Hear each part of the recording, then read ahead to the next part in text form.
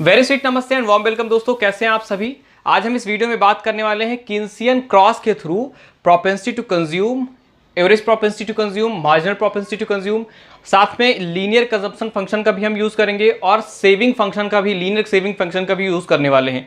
ठीक है, अल्टीमेटली हम समझेंगे क्या कि प्रोपेंसिटी टू कंज्यूम क्या होता है, जिसके अंतर्गत एवरेज प्रोपेंसिटी टू कंज्यूम क्या होता है, एवरेज प्रोपेंसिटी टू सेविंग क्या होता है, मार्जिनल प्रोपेंसिटी टू सेव क्या होता है और मार्जिनल प्रोपेंसिटी टू कंज्यूम क्या होता है। ठीक है, तो चलिए स्टार्ट करते हैं। तो देखिए, सबसे पहले मैं स्टार्ट करने वाला हूं यहां से कि लीनियर कंजम्पशन फंक्शन। ठीक है, लीनियर कंजम्पशन फंक्शन आप जानते होंगे बहुत अच्छी से कि C is equal to C0 plus B Y, या कहीं कहीं लिखा होता है C is equal to A plus B Y. ठीक है, क्या है यहां पर C का मतलब? C का मतलब है कंजम्पशन। ठीक है, ऊपर दिख रहा है ना, हाँ दिख रहा है। सी का मतलब होता है कंजम्पशन, ए का मतलब होता है यहाँ पे ऑटोनॉमस कंजम्पशन। ऑटोनॉमस यानी जब आपकी इनकम कुछ भी नहीं हो, जब आप कुछ भी नहीं कमाते हैं, जब आप वेल्ले घूम रहे थे, तब भी आप कुछ ना कुछ कंज्यूम कर रहे थे, कुछ ना कुछ जब खा रहे थे अपने जीवन को बचाए रखने के लिए, उसे कहते हैं ऑटोनॉमस कंजम्पशन। यहाँ बी क्या है? बी जो है वो स्लोप है। स्लोप किसका? लीनियर कंजम्पशन फंक्शन का स्लोप है, जो कि मार्जिनल प्रोपेंसिटी टू कंज्यूम को प्रेजेंट कर रहा है। ये मैं अभी बता दे रहा हूं, बाद में भी बताऊंगा अभी आपको कि ये कैसे मार्जिनल प्रोपेंसिटी टू कंज्यूम को प्रेजेंट करता है। और यहाँ वाई क्या है? इनकम है। ठीक है, क्या है ये? इनकम है। बात आपको समझ में आ गई? लीनियर कंजम्पशन फंक्शन आपको समझ में आ गया कि क्या है इसमें? C is equal to C0 plus B Y. यहाँ C0 को A भी कह सकते हैं, जो कि ऑटोनॉमस कंजम्पशन है। जब आपकी इनकम कुछ भी नहीं हो, यानी जब आपकी इनकम जीरो होती है, तब भी आप जो है कंजम्पशन करते हैं, उसको कहते हैं हम ऑटोनॉमस कंजम्पशन। ठीक है, अब एक चीज देखो, आप जानते हैं कि जो आपकी इनकम होती है वो दो भागों में डिवाइड हो जाती है। जानते हैं कि आपको बताया गया है, ठीक है, कि आप जब टू सेक्टर मॉडल पढ़ते हैं तो आपको बताया जाता है टू सेक्टर या सिंपल, जब आप कंजम्पशन, जब आपकी इनकम होगी तो आप उसमें से दो चीज करेंगे। क्या करेंगे? या तो आप उसको कंज्यूम कर लेंगे या तो उसको आप सेव कर लेंगे। कीन्स ने इसी को यहां पर यूज किया था। ठीक है, कीन्स ने कहा था कि जब आपकी इनकम बढ़ेगी, ठीक है, जब आपकी इनकम बढ़ेगी, when your income will rise, ठीक है, जब आपकी इनकम बढ़ेगी, जब आप धनवान होने लगेंगे, तो आप क्या करेंगे? आपका कंजम्पशन भी बढ़ेगा। ठीक है, यानी आपका उपभोग भी बढ़ता जाएगा, but not as much as income, लेकिन वो उस अनुपात में नहीं बढ़ेगा जिस अनुपात में आपकी इनकम बढ़ती है। क्यों ऐसा होगा? क्योंकि आपका इनकम का एक भाग तो आपके कंजम्पशन पर खर्च हो रहा है और दूसरा भाग आपका सेविंग पे खर्च हो रहा है। यानी जब आपकी इनकम बढ़ेगी तो आपको कंजम्पशन तो बढ़ेगा, लेकिन साथ में सेविंग भी बढ़ेगा। इसीलिए जो इनकम, जिस क्वांटिटी में इनकम बढ़ेगी आपकी, उस क्वांटिटी में आपका कंजम्पशन नहीं बढ़ेगा। बात समझ में आई? यानी जिस रेशियो में आपका इनकम बढ़ेगा, उस रेशियो में आपका कंजम्पशन नहीं बढ़ेगा। लेकिन ये मैं कह रहा हूं कि जैसे जैसे आपका इनकम बढ़ेगा, वैसे वैसे आपका कंजम्पशन भी बढ़ेगा। ये बेसिक था, मैंने आपको इतना बता दिया। ठीक है, अब इसके बाद हम स्टार्ट करते हैं कीन्सियन क्रॉस। लेकिन उससे पहले मैं एक चीज आपको बता दूं, आप थोड़ा सा ध्यान रखना। देखो, जैसे मैंने बताया कि कंजम्पशन फंक्शन, यानी जो कंजम्पशन है is a function of income, यानी जैसे जैसे आपकी इनकम बढ़ेगी वैसे वैसे आपका कंजम्पशन बढ़ेगा। ठीक है, अगर मैं आपसे यहां पूछूं कि y is equal to C plus S होता है, यानी मैं अगर आपसे लीनियर सेविंग फंक्शन पूछूं, लीनियर कंजम्पशन फंक्शन लगभग सभी लोगों को पता होता है, लेकिन लीनियर सेविंग फंक्शन बहुत कम लोग जानते हैं, या अदरवाइज वो उन पर ध्यान नहीं देते हैं। ठीक है, देखो क्या होता है, y is equal to C plus S होता है। ठीक है, अगर हम s को इधर ले आए तो C को इधर ले आए, y minus C is equal to क्या हो जाएगा? यस हो जाएगा। या इसको हम ऐसे भी लिख सकते हैं, s is equal to y minus C। और अभी अभी आपने C देखा कि जो लीनियर कंजम्पशन फंक्शन होता है वो क्या होता है? C0 प्लस बी वाई, यही तो होता है। लीनियर कंजम्पशन फंक्शन क्या होता है? C is equal to C0 plus B Y. हम इस C की वैल्यू यहां पर पुट कर देंगे, क्या हो जाएगा? S is equal to Y minus C0 plus B Y. इसको ओपन कर लें, y minus C0 minus B Y. ठीक है, अब y वाई वाले को साथ में ले लेते हैं, तो minus C0 plus 1 minus B into Y. ठीक है, यानी यहां हो जाएगा, ये इसको a भी कह सकते हैं ना, C0 को यहां a भी कह सकते हैं, तो minus a plus 1 minus B Y. ये क्या है आपका? ये आपका सेविंग फंक्शन है। ठीक है, यहां देख लो, प्लस सही है, माइनस माइनस हो जाएगा ये प्लस वाई। ठीक है, इसको आप ध्यान रखना, ठीक है। जैसे अभी आपने ये ध्यान रखा ना C is equal to A plus B Y, वैसे आपको इसको ध्यान रखना होगा। अभी जब हम बाद में बात करेंगे तो यहाँ मैं बताऊंगा कि ये 1 माइनस बी क्या है, ठीक है। 1 माइनस बी क्या है? Marginal propensity to save. और यहाँ पर बी क्या है? ये मार्जिनल प्रोपेंसिटी टू कंज्यूम। जब हम बाद में एमपीसी और एमपीएस में संबंध पढ़ेंगे तो यहाँ इसको अब यूज़ करेंगे और समझेंगे कि यहाँ 1 माइनस बी कैसे था, और तब हमें और आइडिया आ जाएगा अच्छे से कि 1 माइनस बी का यूज़ हमने इससे पहले कहाँ पे किया है। बात समझ में आई आपको? चलिए अब कीन्सियन क्रॉस की तरफ बढ़ते हैं। मैंने सोचा आपको बता दूं सेविंग फंक्शन और लीनियर कंजम्पशन फंक्शन, ये आप ध्यान रखिएगा, आगे और भी काम आएगा आपको। तो देखो कीन्सियन क्रॉस को समझने के लिए सबसे पहले हम एक छोटा सा ग्राफ बना लेते हैं। Economics without graph is nothing, और बिना एजम्पशन के कुछ नहीं होता। ये एक्स एक्सिस है और ये वाई एक्सिस है, ये ओरिजिन पॉइंट 1 है, ये सब आप 0 है, ये आप जानते हैं। यहाँ हम ले रहे हैं इनकम को, ठीक है। बहुत बेसिक से शुरू कर रहा हूँ ताकि आपको ये बिल्कुल अच्छे से समझ में आ जाए। यहाँ एक्स एक्सिस पर ले रहे हैं हम इनकम को और यहाँ पर वाई एक्सिस पर ले रहे हैं कंजम्पशन को, ठीक। ये जो एक लाइन में खींच रहा हूँ, आई होप ये जो है बराबर ही होगी, 45 डिग्री की लाइन है, ठीक है। इसे कहते हैं 45 डिग्री ऑफ लाइन। अब इस लाइन का क्या मतलब, मैं यहाँ थोड़ा उसको समझा देना चाहता हूँ। यहाँ जो एंगल बन रहा है ना, ये 45 है और इधर भी बन रहा है, ये 45 है, ठीक है। इसका मतलब ये क्या शो कर रहा है, इस लाइन के किसी भी पॉइंट पर को आप अगर पकड़ोगे, कोई भी पॉइंट इस लाइन पे पकड़ोगे, वो पॉइंट दोनों एक्सिस से इक्वल डिस्टेंस पे होगा। यानी यहां से लेकर अगर x की दूरी देख लो और यहां से लेकर y की दूरी देख लो तो वो बराबर होगी। यहां देख लो ये और ये, तो ये दोनों इक्वल होंगे। यहां से देख लो ये इक्वल होंगे। यानी कहने का मतलब है जिस प्रोपोर्शन में x बढ़ेगा उसमें y भी बढ़ेगा, अगर इस पॉइंट के हिसाब से, इस लाइन के हिसाब से हम चलते हैं तो, ठीक है। इसीलिए इसको हम क्या कहते हैं, इसीलिए हम इसको कहते हैं लाइन ऑफ इक्वी डिस्टेंस। क्या कहते हैं इसको? लाइन ऑफ इक्वी डिस्टेंस, ठीक है। इसको लाइन ऑफ इक्वालिटी, अब इक्वालिटी का मैं इसलिए नहीं कह रहा हूं क्योंकि आप इसको इनइक्वालिटी से जोड़ देंगे, ठीक है, असमानता वाले कॉन्सेप्ट से जोड़ देंगे, इसलिए मैं इसको कह रहा हूं लाइन ऑफ इक्वी डिस्टेंस। और इसी को हम एवरेज एग्रीगेट सप्लाई या यहां पर हम इसको इनकम कह देंगे, ठीक है। इसको मैं मिटा दूं, ये फैसिलिटी केवल हमारे पास है इस तरह मिटाने का, क्योंकि आप अगर कॉपी में एक बार इसको समझने के लिए बना लेंगे तो आपको दूसरा ग्राफिक खींचना पड़ेगा, ठीक। तो ये क्या हो गया आपका, मुझे भी लग रहा है मिटाना पड़ेगा, ये आपका लाइन ऑफ इक्वी डिस्टेंस हो गया, ठीक है। ये देखो एक दूसरी लाइन हमने खींची यहां पे, सी इसको कहते हैं सी। क्या है ये है लीनियर कंजम्पशन फंक्शन। क्या है? लीनियर कंजम्पशन फंक्शन, ठीक है। ये शो कर रहा है लीनियर कंजम्पशन फंक्शन, या C is equal to A plus B Y को ये शो कर रहा है, ठीक। ये line C equal to A plus B Y को शो कर रहा है। लेकिन अब एक क्वेश्चन मन में आ रहा होगा कि जो लाइन ऑफ इक्वी डिस्टेंस है वो यहाँ 0 से स्टार्ट हुआ, यानी पॉइंट ऑफ ओरिजिन से स्टार्ट हुआ है, जबकि जो कंजम्पशन फंक्शन की लाइन है वो यहां से स्टार्ट हुई, यानी वाई एक्सिस के एक पॉइंट से स्टार्ट हुई है। ऐसा क्यों है?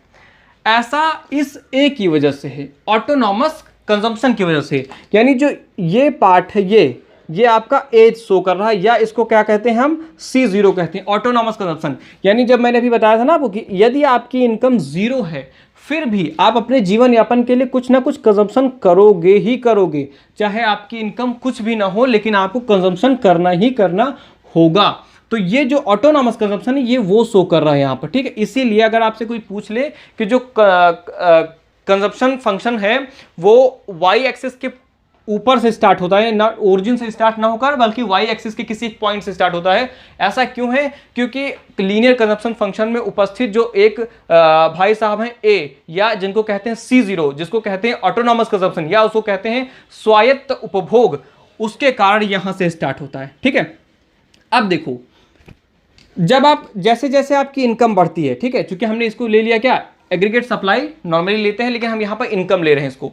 जैसे जैसे आपकी इनकम बढ़ती है क्या हो रहा है आपका, देखो कंजम्पशन क्या हो रहा है, 0 से यहाँ से हट के बढ़ रहा है ना, ऊपर बढ़ रहा है। देखो जैसे जैसे आपका इनकम इंक्रीज हो रहा है आपका कंजम्पशन भी क्या हो रहा है, बढ़ रहा है। एक पॉइंट ऐसा आता है, एक पॉइंट यहाँ पे ऐसा आ रहा है, आप जानते हैं ग्राफ में एक ऐसा पॉइंट आना ही आना है। एक पॉइंट ऐसा आता है जहाँ पर आपका जो कंजम्पशन है वो आपके इनकम के बराबर हो जाता है। यानी यहाँ पर C is equal to Y हो जाता है। यानी आप जितना कमा रहे हो, आप जितना कमा रहे हो उतना आप क्या कर रहे हो, खा जा रहे हो, और आप डकार भी नहीं ले रहे हो।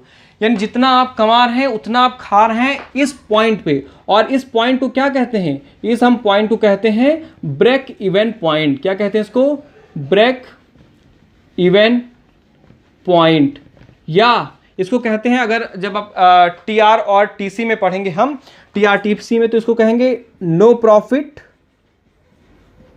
No cost situation. क्या कहेंगे, no profit no cost situation. यानी इस पॉइंट पे जो आपका कंजम्पशन है वो उतना ही है जितना आपकी इनकम। यानी अगर आप 200 रुपये पा रहे हो तो आप 200 रुपये के बराबर ही सामान खाने के लायक बचे हो, ठीक है। यानी 200 रुपये का सामान ही आप खा रहे हो, ठीक है। और इसको क्या कहते हैं, इसको हम कहते हैं ब्रेक इवन पॉइंट। देखो मार्कर केवल एक ही कलर का है, तो आई होप आपको सारी चीज़ें वहाँ पर शो हो रही हैं, दिख रही हैं सही, क्योंकि अब लॉकडाउन में इंक खत्म हो गया तो इंक कहीं मिल भी नहीं रही, तो जितना ही बच रहा है उसी का मैं यूज़ कर रहा हूँ। अब देखो इस पॉइंट से पहले की बात करते हैं और इस पॉइंट के बाद की बात करते हैं, ठीक है। इस पॉइंट से पहले देखो क्या होता है, हमारा जो इनकम कर्व है, ये इनकम कर्व, मैं इसको थोड़ा डॉटेड लाइन से कर दूं, इनकम कर्व जो है हमारा, ताकि आपको थोड़ा साफ दिखे, जो आपका ये इनकम कर्व है ये आपके कंजम्पशन कर्व से नीचे है। यानी यहाँ आपका consumption is greater then income है। जब आपका कंजम्पशन जो है इनकम से ज़्यादा होगा, यानी आपकी इनकम 200 रुपये की है और आप खा रहे हो 400 रुपये का, तो कहीं ना कहीं से तो 200 रुपये और एडिशनल आएगा, तभी तो खाओगे 400 रुपये का। यानी आप जो है यहाँ पे डिस सेविंग कर रहे हो। ये क्या शो कर रहा है आपका, डिस सेविंग, यानी जो आपके पास सेव था इससे पहले, जो आपने बचा कर रखा था, उसको आप खाए ले रहे हो। क्यों, क्योंकि आपका consumption is more than income. तो यहां इसको क्या कहते हैं, इसको कहते हैं हम डिस सेविंग, डिस सेविंग, ठीक। इस पॉइंट के बाद चलते हैं, इस पॉइंट के बाद देखो यहां पर क्या हुआ, C is greater than Y, यहां पर C is equal to Y. और इसके बाद जब हम जाते हैं तो क्या देखते हैं कि हमारा जो इनकम कर्व है वो कंजप्शन कर्व के ऊपर निकल गया है। इनकम कर्व कंजप्शन कर्व के बहुत ही ऊपर निकल गया है। इसका मतलब क्या है कि हमारा जो consumption is less than income, यानी अगर हम दूसरी तरह कहें तो हमारा इनकम ज़्यादा है किससे, कंजम्पशन से। यानी हमारा कंजम्पशन जो है वो इनकम से कम है। यानी हमारे पास कुछ ना कुछ तो ऐसे, जैसे हमारे पास 400 में कमा रहा, मैंने 400 कमाया, 400 में मैंने 200 का खा लिया, तो जो 200 बचे वो क्या होंगे, वो सेविंग होंगे। हम कहीं फूंक थोड़ी आएंगे उनको, थोड़ी फेंक थोड़ी देंगे उनको, वो क्या होगा, सेविंग होगा। तो यहाँ देखो हम खा इतना रहे C और हम कमा रहे हैं इस तरह, तो जो गैप बीच में होगा ये गैप क्या शो करेगा, ये गैप शो करेगा सेविंग को, हमारे क्या शो करेगा, सेविंग को। और चूंकि ये J.M. कीन्स की बात है, किसकी बात है, J.M. कीन्स, जिन्होंने एडम चाचा के ऊपर मुक्का मारा था, मतलब एडम चाचा को कहा था कि आप गलत हो। एडम चाचा यानी एडम स्मिथ, जो कि क्लासिकल थे और वो क्या कहते थे, वो लॉन्ग रन को प्रमोट करते थे। ये आए और इन्होंने कहा हम शॉर्ट रन में बात करेंगे, लॉन्ग रन में तो सभी को मर जाना है, ठीक है। क्या कहा था इन्होंने, कहा था कि हम शॉर्ट रन में विश्वास करते हैं, in the long run everyone is die.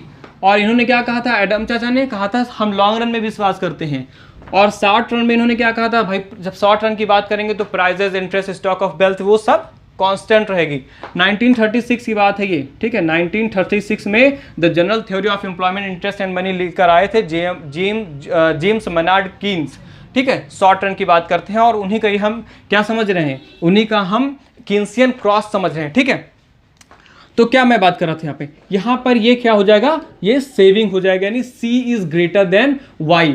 अच्छा एक चीज़ और देखो, यहाँ पे आपका ये जो कंजम्पशन फंक्शन है, ये कंजम्पशन फंक्शन यानी जो ये है, ये क्या दिखा रहा है, ये पॉजिटिव स्लोप दिखा रहा है। क्या दिखा रहा है, पॉजिटिव स्लोप। पॉजिटिव स्लोप की बात अगर हम करें तो ये अगर मैं ऐसे लूँ यहाँ पे, तो ये डेल्टा Y और ये डेल्टा C, यानी यहाँ B इज इक्वल टू क्या आ जाएगा, delta C upon delta Y। और ये B क्या है, ये B है MPC, marginal propensity to consume. बातें समझ में आ रही हैं आपको, कितना कुछ आसान है। सबसे आसान अगर इकोनॉमिक्स में कुछ टॉपिक है तो यही है और कुछ नहीं है। B is equal to delta C upon delta Y is equal to MPC, marginal propensity to consume, which shows the slope of the consumption function. और ये कंजम्पशन फंक्शन क्या दिखा रहा है, पॉजिटिवली स्लोप है, पॉजिटिवली स्लोप है। इसका मतलब जैसे जैसे आपकी इनकम बढ़ेगी आपका कंजम्पशन क्या होगा, बढ़ेगा। कितना आसान है, जैसे जैसे आपकी इनकम बढ़ेगी। देखो एक्चुअली मेरे पास मार्कर का वेरिएशन नहीं है, ठीक है, तो जिससे मुझे डिसयूटिलिटी प्राप्त हो रही है। यानी अगर मेरे पास मार्कर का कलर होता तो यही डायग्राम और सुंदर दिखता और अच्छे से आपको समझ में आता। अगर मेरे पास ये मार्कर मैं लूँगा तो इसको दोबारा भी पढ़ाऊँगा। जैसे जैसे कंजम्पशन फंक्शन देखो ऊपर बढ़ रहा है पॉजिटिवली स्लोप, यानी जैसे जैसे इनकम बढ़ रही है आपका कंजम्पशन भी बढ़ रहा है। लेकिन आप एक चीज़ और भी देख रहे हैं यहाँ पर, देखो इसके बाद जब मैं कुजनेट्स की बात करूँगा तो वहाँ पर थोड़ा सा डिफर हो जाएगा, क्योंकि कुजनेट्स ने बिल्कुल यहाँ पे थोड़ा सा इसी की जगह स्ट्रेट लाइन मान लिया, यानी एपीसी की वैल्यू 0.9 मान ली थी। वो हम बात करेंगे कुजनेट्स पैराडॉक्स में, वो सब मतलब शब्द मैं यूज़ नहीं करना चाह रहा था, लेकिन थोड़ा मैं आपसे उन शब्दों का चर्चा कर देना चाह रहा हूँ, ताकि जब मैं कुजनेट्स पैराडॉक्स के बारे में बात करूँ, कुजनेट्स हाइपोथेसिस की बात करूँ, तब आप उसके लिंक कर पाओ कि कहाँ मैंने यहाँ पे बात की थी, ठीक। इसलिए मैं थोड़ा थोड़ा शब्द वो जानबूझ के डाल दे रहा हूँ, मैं समझाना नहीं चाह रहा हूँ, लेकिन वो जानबूझ के आपके माइंड में डाल देना चाह रहा हूँ ताकि आप उससे परिचित हो जाएं। देखो जैसे इनकम बढ़ी आपकी, ठीक है, ये वाई है ना, ये जो डॉटेड दिखा रहा है, जैसे आपकी इनकम बढ़ी आपका कंजम्पशन भी बढ़ा, लेकिन ये उस रेशियो में नहीं बढ़ा जैसे आपकी इनकम बढ़ी थी। ये कैसे हो रहा है? अगर ये उसी रेशियो में बढ़ता जैसे आपकी इनकम बढ़ रही होती तो ये कंजप्शन कर्व कुछ देर बाद होने के बाद ये ऐसे इसी के ऊपर इम्पोज हो जाता, सुपर इम्पोज हो जाता है ऐसे ही, ठीक। यानी जैसे ये जा रहा है अगर इनकम कर्व तो उसी के ऊपर कंजप्शन कर्व भी बैठ जाता, लेकिन ऐसा तो हो नहीं रहा। कंजप्शन कर्व बाद में नीचे हो जा रहा है, यानी ये इतना क्या हो रहा है, सेविंग हो जा रही है, यानी y is equal to C+S का बात जो है वो सही निकल जा रही है, ठीक है। तो अब आपको ये बात समझ में एमपीसी कैसे हुई, मैंने लगभग इससे रिलेटेड सारी बात बता दी। अब मैं आपको लेकर चल रहा हूँ marginal propensity to consume, marginal propensity to save की तो बाद में बात करेंगे, एपीएस और इस सब की बात करेंगे, ठीक है। देखो समझो, कमा लिया खा लिया, अब आप बात समझने की कोशिश करिए। और ये जो मैं बताने जा रहा हूँ इस पर कई सारे न्यूमेरिकल आए हुए हैं, तो ये काफ़ी बेनिफिशियल भी होगा। मैं बात करूंगा सबसे पहले प्रोपेंसिटी टू कंज्यूम की। क्या है propensity to consume? Propensity to consume, consume, ठीक है। प्रोपेंसिटी टू कंज्यूम, प्रवृत्ति। प्रोपेंसिटी टू मतलब होता है प्रवृत्ति, नेचर कैसा है आपके कंजम्पशन का। अगर आपकी प्रोपेंसिटी टू कंज्यूम ज़्यादा है यानी आप ज़्यादा चीज़ों को डिमांड करेंगे, यानी ज़्यादा चीज़ों का आप कंजम्पशन करेंगे, यानी प्रोपेंसिटी टू कंज्यूम के कारण आप उसी बेसिस पर आप कंजम्पशन करते हैं। यानी प्रोपेंसिटी टू कंज्यूम क्या शो करता है कि आपकी प्रवृत्ति कैसी है कंजम्पशन करने की, ठीक है। एक ऐसे ही था, कुछ शेर करके था, मतलब कुछ छोटे शेर ही कह लो उसको, कि इतने कमज़ोर हो गए हैं हम तुम्हारी बेवफाई में, इतने कमज़ोर हो गए हैं हम तुम्हारी बेवफाई में, चींटियां खींच ले जाती हैं। अरे कुछ ऐसे ही था, इतने कमज़ोर हो गए हैं हम तुम्हारी बेवफाई से, या तुम्हारी जुदाई से कुछ था। तो इतने कमज़ोर हो गए हैं हम तुम्हारी बेवफाई से, चींटियां खींच ले जाती हैं मुझे मेरे ही चारपाई से, ठीक है। तो यहाँ समझने का मतलब कुछ नहीं है, ये मैंने ऐसे ही कह दिया, थोड़ा याद आ गया मुझे दिमाग में, कि इतने कमज़ोर हो गए हैं हम तेरी बेवफाई से, चींटियां खींच ले जाती हैं मुझे मेरे ही चारपाई से, ठीक है। प्रोपेंसिटी टू कंज्यूम मतलब समझिए, प्रोपेंसिटी टू कंज्यूम मतलब आपके उपभोग करने की प्रवृत्ति क्या है, ठीक है। यानी ये दो तरह की होती हैं। कौन कौन सी? एक होते हैं मार्जिनल प्रोपेंसिटी टू कंज्यूम और एक होता है एवरेज प्रोपेंसिटी टू कंज्यूम, ठीक है। जैसे ही मार्जिनल शब्द आ जाए कहीं पे, जैसे ही मार्जिनल शब्द आ जाए, जैसे ही सीमांत शब्द का कहीं भी इस्तेमाल हो, आप तुरंत चेंज का, यानी ये साइन समझ लेना कि जहां भी हो ये साइन लगेगा ही लगेगा, ठीक है। तो सबसे पहले हम एपीसी की बात करते हैं, ठीक है। APC, average propensity to consume. क्या होता है average propensity to consume? Average propensity to consume is equal to C upon Y, यानी इनकम में चेंज होने से कंजम्पशन में कितना चेंज होता है। तो ये क्या दिखा रहा है? ये दिखा रहा है सी अपॉन वाई को। क्या दिखा रहा है? ये सी अपॉन वाई को एवरेज प्रोपेंसिटी टू कंज्यूम को दिखा रहा है। ये जो लाइन है C C consumption function average propensity to consume को दिखा रही है, यानी इनकम में जितना चेंज होने से कंजम्पशन में कितना चेंज होता है, ठीक है। लेकिन ये बात ध्यान रखना कि कभी भी इनकम में जितना चेंज होगा वो कंजम्पशन में उस लेवल पे चेंज नहीं करेगा।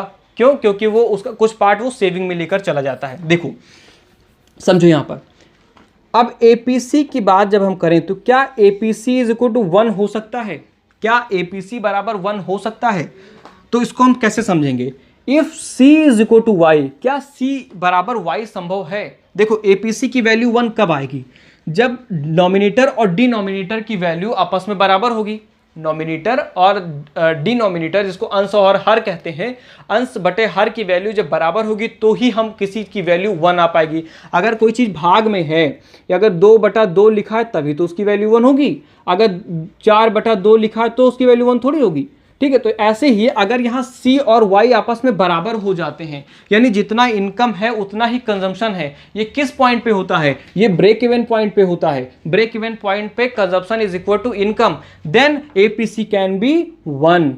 APC एक कब होगा? जब consumption is equal to income at the break even point, at the break even point. ठीक, पहला हो गया। दूसरा, क्या APC 0 हो सकता है? देखो, APC क्या 0 हो सकता है? इसको कैसे पता करें?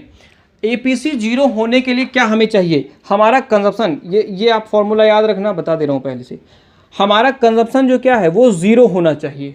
लेकिन आपको मैं पहले से चिल्ला चिल्ला के बता रहा हूं, जोर दे के बता रहा हूं कि यहां A होता है, जो ऑटोनॉमस कंजप्शन होता है, वो कभी भी 0 नहीं हो सकता, यानी कंजप्शन कभी भी 0 नहीं हो सकता। इसलिए APC कांट बी 0, यानी APC कभी भी 0 नहीं होगा। APC नेवर विल, हमारी तो इंग्लिश कह तो रहा हूं, APC जो है कभी भी 0 नहीं होगा। ठीक है, सबसे इंपॉर्टेंट बात क्या है कि जैसे जैसे आपकी इनकम बढ़ेगी, जैसे जैसे आपका डिनोमिनेटर क्या होगा? बढ़ेगा। जैसे जैसे आपकी इनकम बढ़ेगी वैसे वैसे आपका APC जो है वो फॉल होगा। ठीक है, क्या होगा? वैसे वैसे APC आपका फॉल होगा। ये बहुत इंपॉर्टेंट रिलेशन है। जैसे जैसे आपकी इनकम बढ़ेगी वैसे वैसे आपकी APC क्या होगी? वो गिरती जाएगी। एवरेज प्रोपेंसिटी टू कंज्यूम आपका गिरता जाएगा। क्यों? क्योंकि जैसे जैसे डिनोमिनेटर की वैल्यू बढ़ेगी कंजप्शन की वैल्यू उस रेशियो में नहीं बढ़ पाएगी, इसलिए वो धीरे धीरे गिरता जाएगा। ठीक है, ये क्वेश्चन नॉर्मली पूछा जाता है कि अगर इनकम बढ़ने से क्या होगा? APC घटती है, बढ़ती है, कॉन्स्टेंट रहती है या कुछ भी, तो ये क्या हो जाएगा? ये घटती जाती है। यहाँ हो गई ये APC की बात। ठीक है, अब हम बात करते हैं MPC की। अच्छा, APC की अगर हम बात करें तो कुछ और भी कर सकते हैं इसमें। APC is not equal to 0। क्यों? क्योंकि C कभी भी 0 नहीं हो सकता। एक चीज और आता है, क्या APC ग्रेटर देन 1?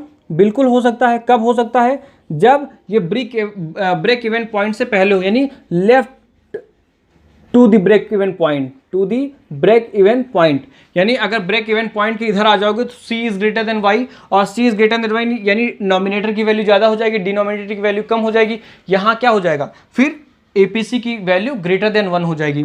और APC की वैल्यू लेस देन 1 कब होगी? लेस देन 1 कब होगी? जब ये राइट RIGHT टू BEP, यानी ब्रेक इवन पॉइंट से अगर इस साइड रहता है तो यहाँ इनकम की वैल्यू ज़्यादा होती है और C की वैल्यू कम होती है, इसलिए APC जो है वो लेस देन 1 हो सकता है। अब हम MPC की बात करते हैं। ठीक है, MPC की देख लेते हैं एक बार। MPC marginal propensity to consume.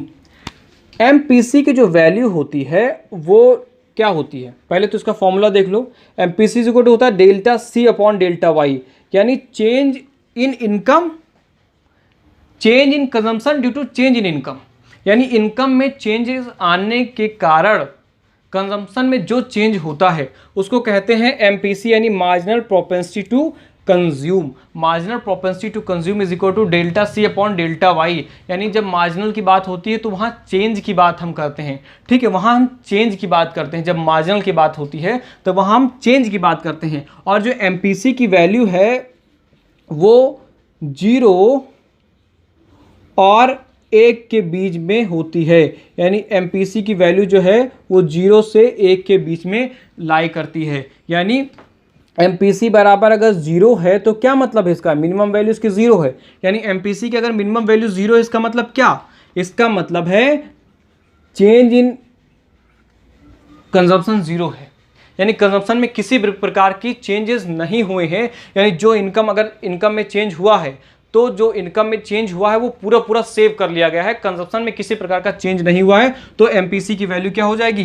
वो 0 हो जाएगी। और अगर MPC की वैल्यू 1 है तो क्या मतलब क्या है कि चेंज इन इनकम बराबर चेंज इन कंजम्पशन, यानी यहाँ पर क्या होगा? चेंज इन सेविंग बराबर क्या हो जाएगा? 0 हो जाएगा। यानी सेविंग हमने कुछ नहीं करी, जितना हमारा इनकम बढ़ा उतना हमने पूरा कंज्यूम कर लिया, तो वहाँ पर क्या हो जाएगी, MPC की वैल्यू 1 हो जाएगी। बात समझ में आ गई। अब हम बात करते हैं MPS की, मार्जिनल प्रोपेंसिटी टू सेव या प्रोपेंसिटी टू सेव की बात करते हैं, जिसमें हम बात करेंगे, यहाँ कंज्यूम था, इसको हम सेव कर देंगे, ठीक है। मार्जिनल प्रोपेंसिटी टू सेव, इसीलिए मैंने आपको जो है पहले ही सेविंग फंक्शन बता दिया था, marginal propensity to save and average propensity to save, ठीक है। अब बात करते हैं एवरेज प्रोपेंसिटी टू सेव की। Average propensity to save is क्या होता है, जैसे एवरेज प्रोपेंसिटी टू कंज्यूम था C/Y, वैसे एवरेज प्रोपेंसिटी टू सेव हो जाएगा सेव अपॉन इनकम, यानी इनकम का वह भाग जो सेव किया जाता है S/Y, ठीक है।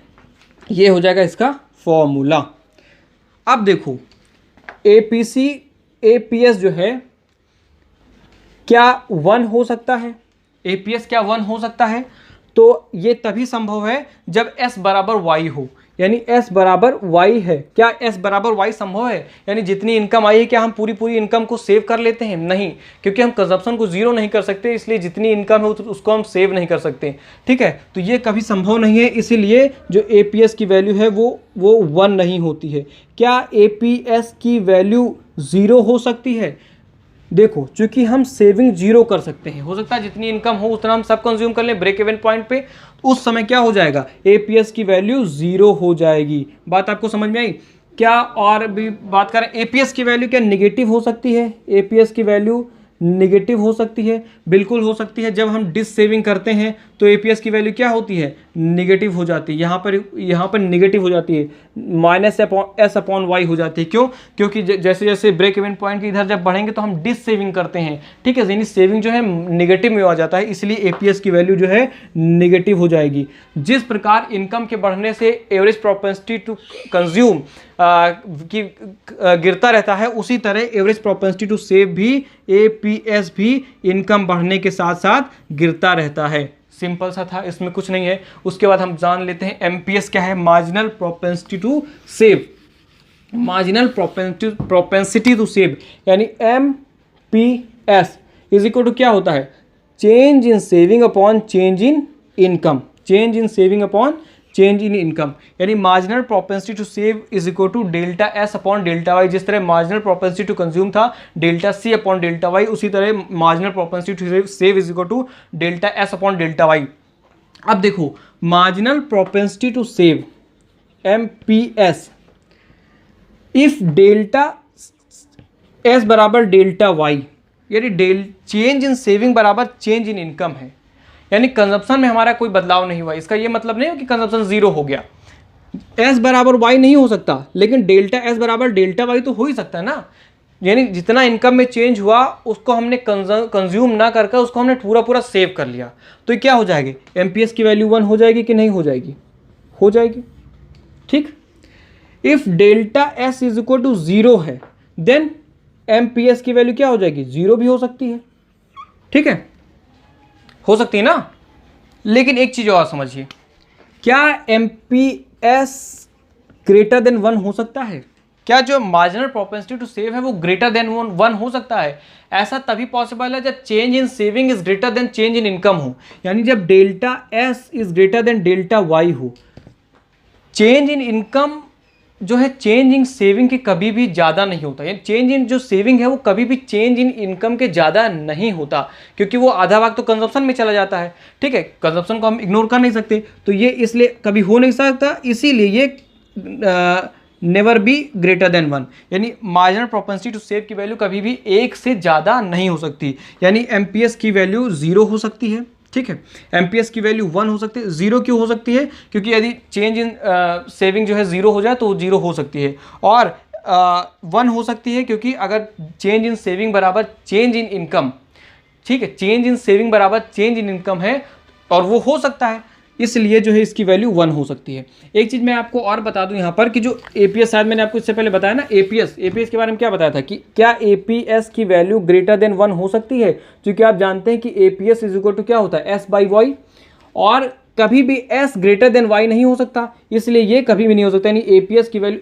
एक्चुअली ये मैं इतना क्यों APS MPS और ये सब क्यों कर रहा हूँ, क्योंकि ऐसा क्वेश्चन आया है, मैंने सॉल्व करा है, आपको जाकर देखिए, मैंने 30 क्वेश्चन सीरीज और 10 क्वेश्चन सीरीज में ऐसे क्वेश्चन को कितना सॉल्व करा है, कितने टेक्निकल रूप में आपको ऐसे वहां पे ही समझाया था ऐसे ही कि एपीएस की वैल्यू कब 1 होगी, कब 0 होगी, कब 1 से ज़्यादा होगी, या कब क्या क्या होगा, मैंने पूरा बताया था यहाँ। इसीलिए मैं इसको आपको इतना फोकस कर रहा हूँ, यानी किन्सियन क्रॉस के बाद सबसे ज़्यादा समय तो मुझे यही बताने में लग रहा है कि एपीएस की वैल्यू क्या होगी, एमपीएस की वैल्यू क्या होगी, इसकी वैल्यू क्या होगी, उसकी वैल्यू क्या होगी, क्योंकि ऐसा क्वेश्चन पूछा गया और आप उलझ जाते हैं। और वहां ऐसे ऑप्शन नहीं देते कि आपको कोई एक चूज करना होता है, उसमें आपको देंगे कि ऐसे एपीएस एपीसी बराबर 1, एपीएस बराबर या एपीएस ग्रेटर देन 1, एमपीसी बराबर 0, ठीक है। फिर ए बी सी ऐसे कर दे देंगे। फिर ऑप्शन में देंगे 1 2 3, उसमें देंगे ए और बी और सी, डी और ई, ऐसे करके ऑप्शन देते हैं। अगर आपको ये नहीं पता होगा तो हम नहीं कर पाएंगे, वो क्वेश्चन आपका गलत हो गया होगा। और बहुत आसान है, अगर आप कॉन्सेप्ट समझ गए हैं तो सिंपल से आप कर लेंगे, चाहे जितना घुमा कर वो दे देंगे, ठीक है। अब एक चीज़ और छोटा सा बात समझ लो कि मार्जिनल प्रोपेंसिटी टू कंज्यूम गरीब लोगों के लिए कैसे होता है। बेचारे गरीबों के लिए मार्जिनल प्रोपेंसिटी टू कंज्यूम की वैल्यू क्या होती है, और अमीरों के लिए मार्जिनल प्रोपेंसिटी टू कंज्यूम की वैल्यू क्या होती है। एमपीसी की वैल्यू जो है पुअर के लिए क्या होती है और रिच के लिए क्या होती है। हम जैसे गरीबों के लिए एमपीसी की वैल्यू क्या होती है, वो हाई होती है। क्या होती है? वो हाई होती है। यानी जैसे इनकम में वृद्धि होगी हम ज़्यादातर कंज्यूम कर लेंगे, ठीक, उसका ज़्यादा पोर्शन हम कंजप्शन पे ले जाएंगे, लेस पोर्शन उसका सेविंग पे ले जाएंगे। इसलिए change in consumption upon change in income होगा ना, तो जैसे अगर इनकम में जो चेंज हुआ उसका ज़्यादा पोर्शन हमारे कंजप्शन में झलकेगा। इसलिए जो कंजप्शन, चूंकि हमारा कंजप्शन पहले से गिरा हुआ है, चूंकि हमें बेसिक चीज़ें ही नहीं मिल रही, तभी तो हम पुअर हैं, बेसिक चीज़ें हमें मिल नहीं रही और हमारा कंजप्शन पहले से गिरा है। तो जब इनकम जो चेंज होगा, वो इनकम, कुल जो इनकम है, ज़्यादातर इनकम वो शिफ्ट होगी कंजप्शन की तरफ।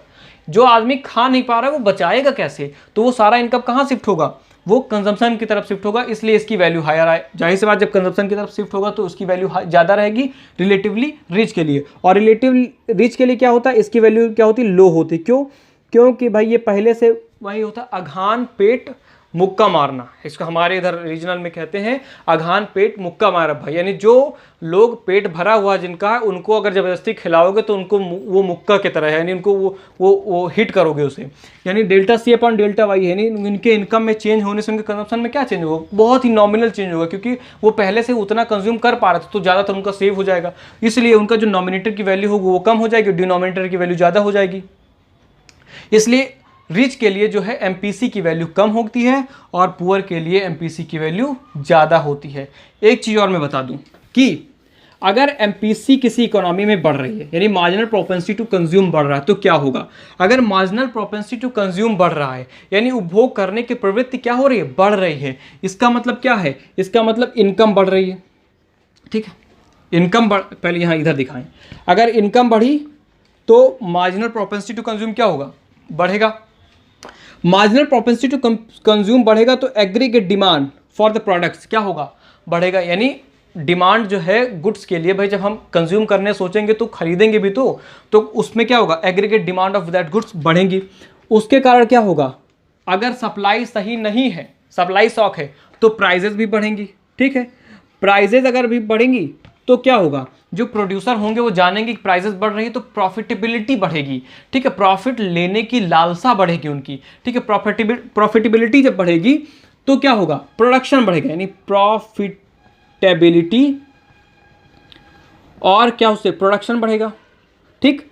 प्रोडक्शन कहाँ से कर लेंगे, हवा में तो कर नहीं लेंगे। उससे क्या होगा, वो लोगों को मतलब एम्प्लॉयमेंट देंगे, तो उससे क्या बढ़ेगा, एम्प्लॉयमेंट जनरेशन होगा, ठीक। एम्प्लॉयमेंट जनरेशन होगा, जब लोग जो है एम्प्लॉयड होंगे, लोगों को रोजगार मिलेगा तो उनकी इनकम क्या होगी, उनकी इनकम बढ़ेगी फिर से, और उनकी इनकम बढ़ेगी तो अल्टीमेटली क्या होगा, फिर एमपीसी बढ़ेगी, और इस तरह क्या होगा, इकोनॉमिक ग्रोथ होगा, ठीक। इकोनॉमिक ग्रोथ होगा, मतलब इसको मैंने इकोनॉमिक ग्रोथ से लिंक कर दिया ऐसे ही। अभी तो फिलहाल जब ग्रोथ और इकोनॉमिक्स ग्रोथ पढ़ेंगे तो और अच्छे से उसको समझने की कोशिश करेंगे। अभी हम और समझेंगे कि एमपीसी जो है किन किन फैक्टर्स पर निर्भर करती है। बाल काफ़ी बड़े हो गए हैं मेरे इस लॉकडाउन में। एमपीसी किन किन फैक्टर्स पर निर्भर करते हैं, ठीक है। शॉर्ट रन, अभी तो शॉर्ट रन की बात है, जब हम लॉन्ग रन में जाएंगे तो कुजनेट्स की बात करने वाले हैं। फिर उसके बाद कुजनेट्स का जो पैराडॉक्स था, उसके कारण जो हाइपोथेसिस आई, लाइक जैसे उसको सॉल्व करने के लिए जैसे एब्सोल्यूट इनकम हाइपोथेसिस आई, relative income hypothesis, permanent income hypothesis और लाइफ साइकिल हाइपोथेसिस, इन सबको भी हम समझने की कोशिश करेंगे। इन सबसे ये लिंक है, तो इसको मैंने इसीलिए समझाया कि आगे आपको जो है और अच्छे से समझ में आएगा। एक चीज़ मैं आपको और बता दूं कि @अनुराग एजुकेशनल एकेडमी टेलीग्राम चैनल है, इसको ज्वाइन कर लीजिए, ये फ्री है। आप उसको ज्वाइन करेंगे तो वहाँ से साथ में इसका नोट्स अगर अपलोड कर दूंगा तो वहाँ से आपको मिल जाएगा, ठीक है। और भी आपकी जो क्वेरीज हैं वहाँ पे आप सेंड कर सकते हैं, वहाँ काफ़ी सारे नोट्स पहले से अवेलेबल हैं, उसको आप लेकर फ़ायदे उठा सकते हैं। नेक्स्ट वीडियो में हम बात करने वाले हैं कि APC APS और MPC MPS में क्या रिलेशन होता है। तब तक के लिए धन्यवाद, बाय।